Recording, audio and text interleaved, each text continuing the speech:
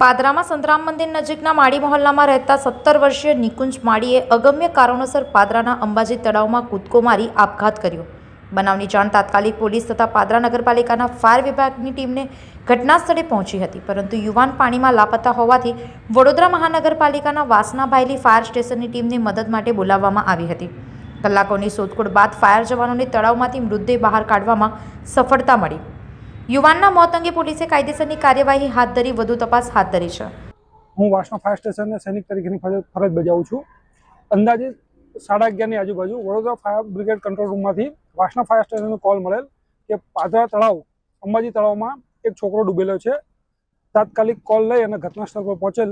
બરાબર 15 મિનિટની અંદર અમે છોકરાને બહાર કાઢેલ છે, જે મૃત હાલતમાં છે અને પોલીસને સોંપેલ છે.